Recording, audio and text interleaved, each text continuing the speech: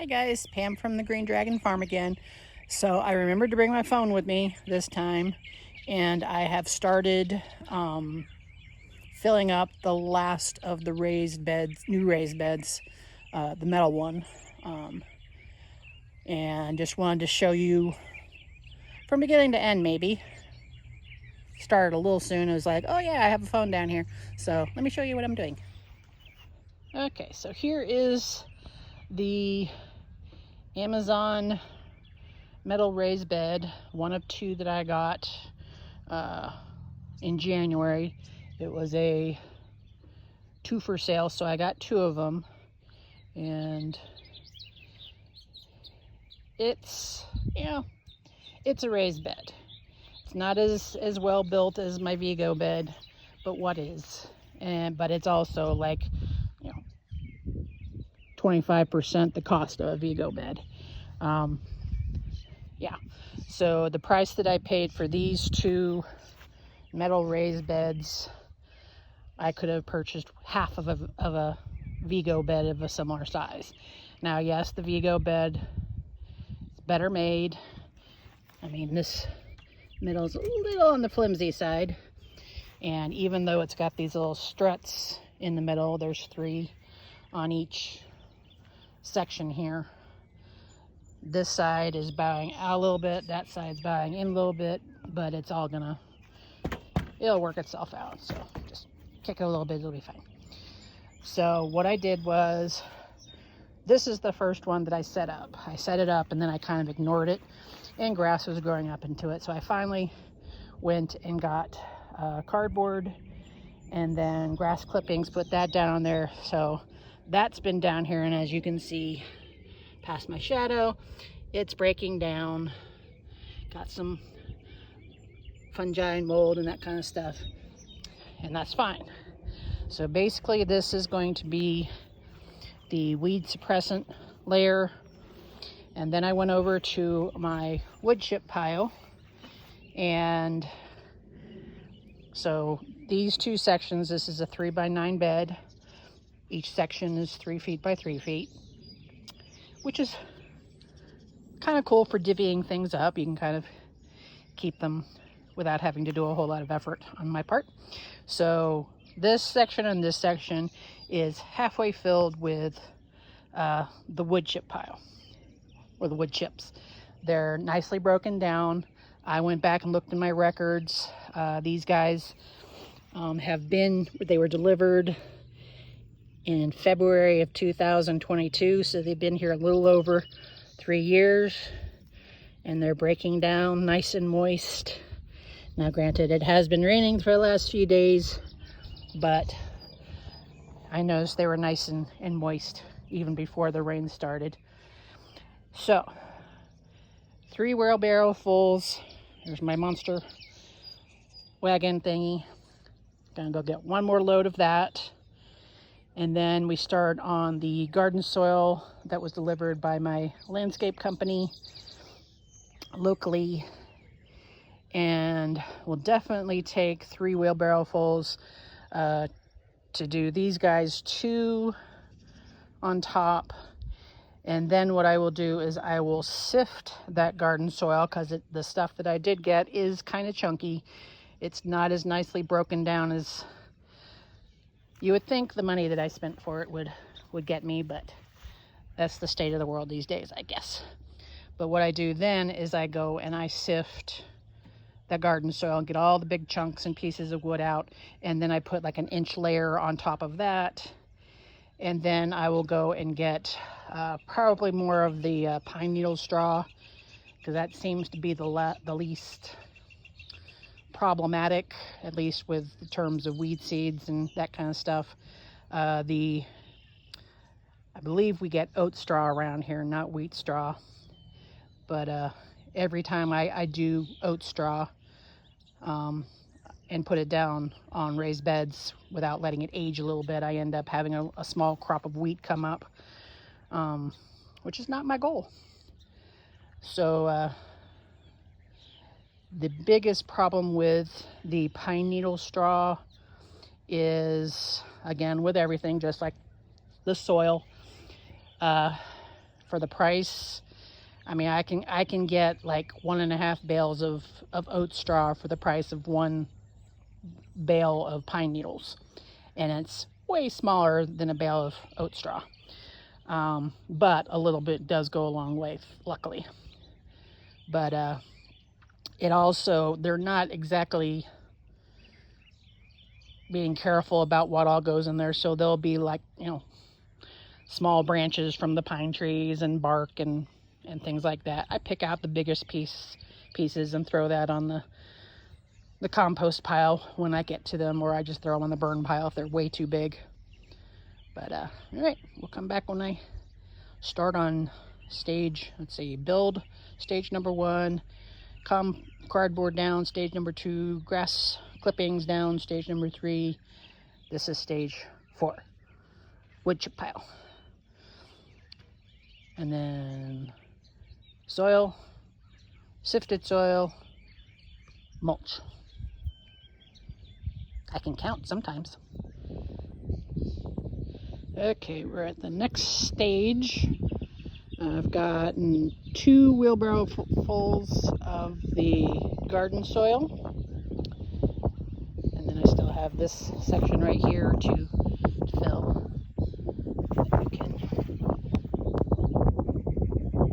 That still has quite a bit of wood chips in it, whereas this is at least thankfully broken down a little bit more.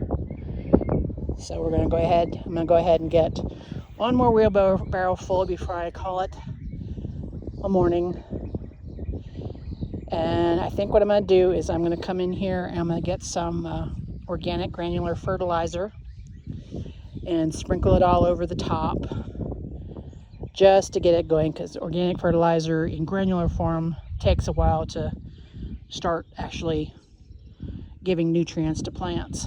So while I'm waiting for this to settle, if it comes up a pretty good rain here in the next couple of days, it'll settle it down. I will then sift some more of the soil and put that, about 1 inch of that on top, and then the mulch, whatever it may be, and then start planting in it. I had an idea. I'm basically doing this to remind myself not to give any profound information to YouTube land. But so this metal raised bed, got it on Amazon. It was a twofer for, I think it was like $80. Now, caveat, I'm going to see how this does for the rest of the season. If come, you know, September, October, you know, it's rusting out, falling apart, anything like that, I will kibosh that idea. But I had an idea, and of course this is also the premise of, will Amazon have these for sale next year?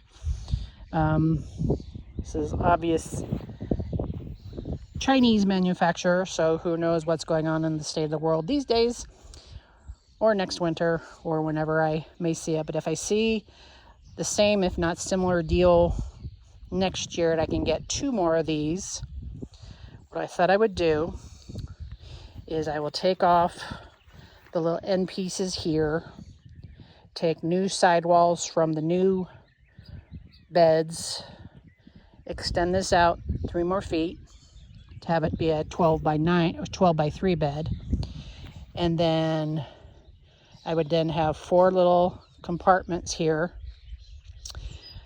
I have 3 blueberry plants right now. So here are my 3 blueberries. This is a Blu-ray that I've had for a couple years. As you can see, it's got berries on it. And then hidden in amongst this massive Johnny Jump Ups is a kablooey blueberry that I got from Gurney's this spring. That seems to be doing quite well. And then I also purchased from a local nursery this guy called Premier, and I bought it without doing a little investigating. It happens to be a rabbit eye blueberry, and the other 2 are northern highbush. So rabbit eye and highbush don't really cross-pollinate with each other. So even though this guy's got a couple little berries on it, I should probably take those off. But I think I'll cut back the Johnny jump ups here first so it has a little bit more room to groove. Hello, flowers, or birds, whatever you are. But I need to get a second rabbit eye. So what I can do is now, if I do that idea with the raised beds, I will have 4 compartments instead of 3. I can put the 2 high bush together in, side by side, and then put this rabbit eye and get a second rabbit eye, so they can at least be cross-pollinating, and I can keep them all in one space. I'm also going to see about, I was doing some investigating, and there's a study that found that if you grow Kentucky bluegrass with your blueberries, it helps with the iron intake, so you don't have to keep the soil quite as acidic, which is one of the reasons why I wanted to do it here. But I'm rethinking my idea. And of course, any transplanting would be done during the winter time when they're all dormant, and I won't hurt them. Right now is out of the question. Okay, this segment of the video is from about 2 months later. Yeah, I know. So as you can see, I don't have blueberries planted in here, which, I'm not going to do that until things go dormant this fall, early winter. I did look on Amazon, and this particular set of raised beds is no longer available. So I may have to rethink. I may have to add on to this, but just be a different kind. So what have I planted in here? Because you can see, obviously, I've been planting. So this front, I did the typical, I don't have money to do a lot of planting, so I had an old potato from the grocery store, a red one. Pretty sure it was a red Pontiac. And so I cut, it was a fairly large, maybe, 3 or 4 inches in diameter. It had a lot of eyes all over it. So I was able to cut it up into 9 pieces and get them planted. This one right there in the corner, that's one plant right there. Right here and see it a little bit better. So that's one plant. It came up first. The others kind of dawdled. So we've got these 2 over here that are starting to come up a little bit better. And this one, there's an itty bitty one. There's a teeny tiny little one over there, which I don't know quite how it got over there, but we're not going to worry about that. And then there's a little one right there. So 1, 2, 3, 4, 5, 6, 7 out of 9. Not bad. Am I going to get anything out of it? I don't know. But it'll be fun to find out. So as you can tell, I'm a little behind on my mowing over here. It has been up until the last few days. While the temperatures have been rather mild, it's been raining like crazy. As I'm sure a lot of other people in the South have been dealing with. Not as bad as other people have been, but still enough. And I kind of got spoiled. So as you can also see, I haven't put down any mulch.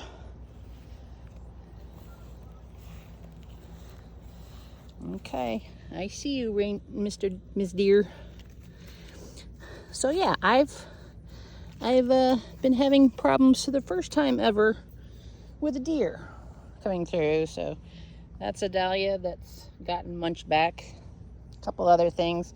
This petunia right here, she munched back, but it's now coming back. You can see the little nibbled ends over there. So I'm gonna do the best I can. I'm covering important stuff. This bed predominantly is zinnias, and then other little bits and pieces. These poor zinnias, I broke the cardinal rule, And instead of giving the zinnias time to acclimate to the outside world, get them hardened off, I just took them out here and planted them straight from my little growing room. What are you gonna do? And they withered away. Some of these guys were like little sticks with a little bit of green, a couple tiny little leaves growing off of them after all was said and done. Got a lot of sunburn. But they're coming back. There's this little guy that's coming back. Yellow is not my favorite color, although I seem to have a lot of it in my garden. That was one of the free packs of seed from Baker Creek that I got this year. I don't remember what the name of it is. Canary bird? Canary yellow? Something like that.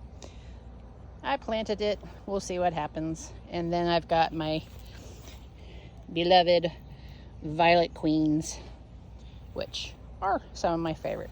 And I've got other things interspersed in here. Got some alyssum going. This stuff that looks kind of like a weird carrot fronds that's looking a little anemic right now. That is called didiscus, which is related to carrots, but it's, what is the other name for it? Blue lace flower, I believe. Trying those. They're kind of like carrots in that they don't really like being transplanted, but I grew them in soil blocks to see if that helps. They haven't withered up and died like I was afraid they were going to do. Going to give them a little more time, keep them watered, and see how they do. There's a planting of, and if you're wondering why it's so dark, it's the sun's about to go down, so I'm hurrying. I just wanted to finish up the video since it's kind of on the old side and I wanted to get off my phone and on YouTube. That's some sedum.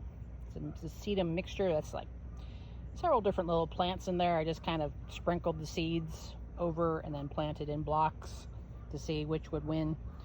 And so far, it's doing quite well. There's a couple of them in there that not liking the dryness of the last few days as much as others, but we'll do what we can. This is primarily a dahlia section. These are dahlias that I grew from seed. That's pretty much my favorite way of doing dahlias. I think I've touched on it a couple of times in other videos, but it is far easier to grow. I mean, we've got 1, 2, 3, 4, 5, 6. Those are them over there. 3. I think I've got like at least 15 dahlias in this little section. That's basically 3 by maybe 4 feet wide. Now these are smaller varieties of dahlias. They're not the ones that get 3 feet tall with the 18-inch stem for putting in flower arrangements or anything like that. But I kind of like the shorties. Bees like them, like the flowers. They're easy to grow. They are pretty much bomb-proof once they get established, and the deers don't eat them. But yeah, this is the first year that I've had problems with deer. Whew. Yeah, I even look hot. So yeah, it was a pretty hot day today. We've been very lucky this spring.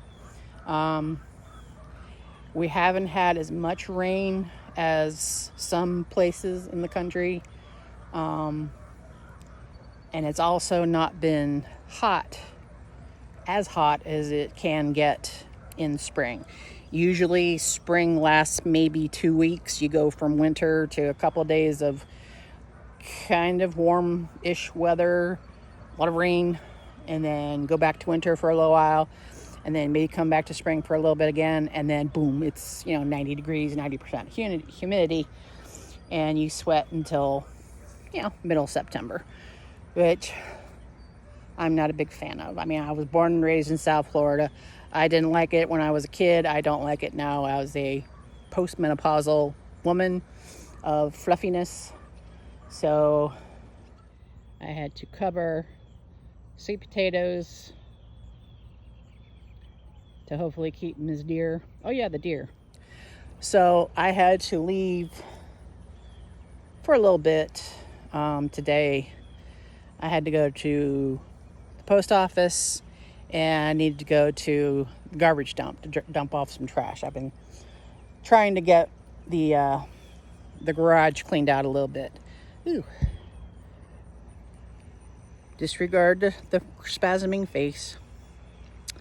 Anywho, so I had to leave for a little bit. Came outside to get in my car to go, and there is, standing in the middle of my little garden over there, dun dun, a deer. A little fat, sassy little doe, or big doe, actually. And she very calmly just kind of ambled away. So I put down what I was carrying, followed her around, went around this corner of the gardens, through the bee yard, down over here to the other bee yard, and then around, following, and then she bounded up down.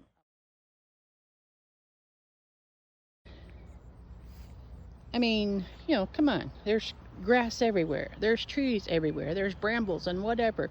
You don't have to come across an entire hayfield and come munch on my stuff. So this means war.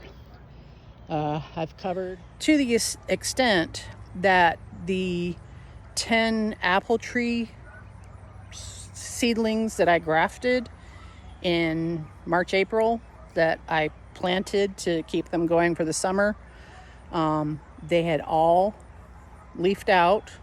All 10 trees were successful grafts, and the little wench, little Hussy, she's gone through and nibbled on those poor little trees like 3 times now, to the extent now where she's pulling on them and she's separating the grafts. So I spent the better part of this morning, while it was still cool, reconfiguring grafts, hoping that that's enough that they'll keep going and be successful.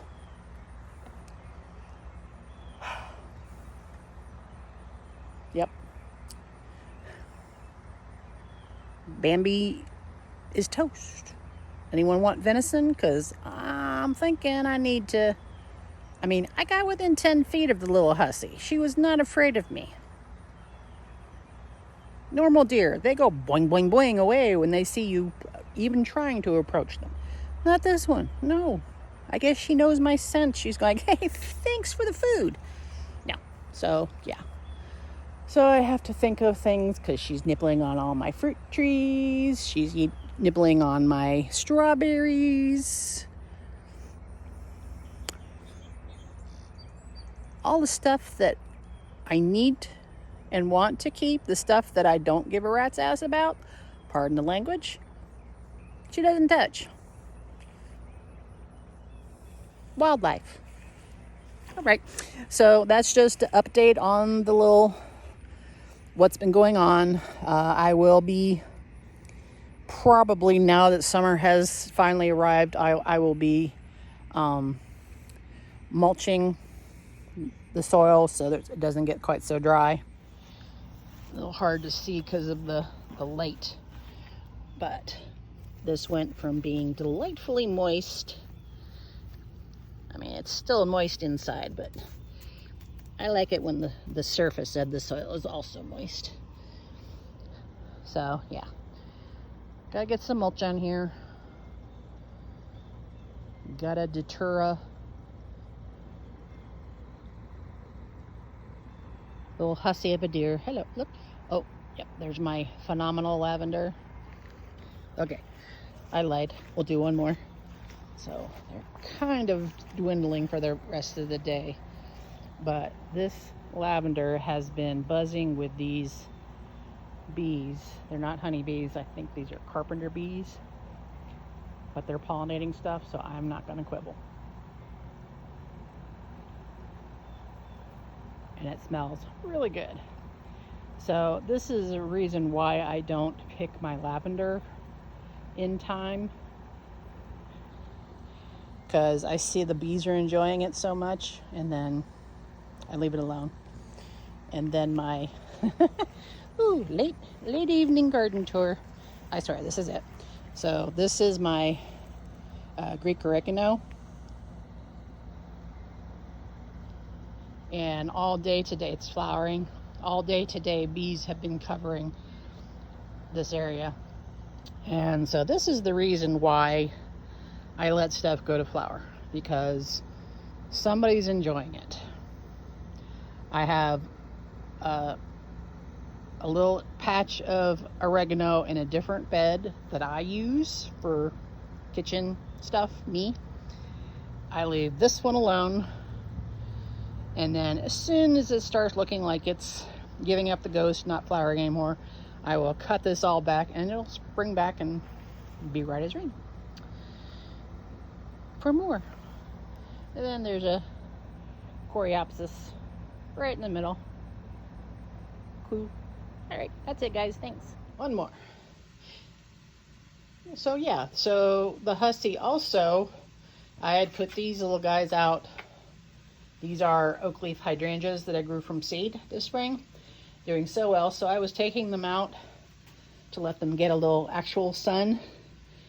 And these were gorgeous. Just, 30 hours ago, these were gorgeous plants. Oh, ooh. Onions and garlic drying. Woohoo! Okay, I really am done this time.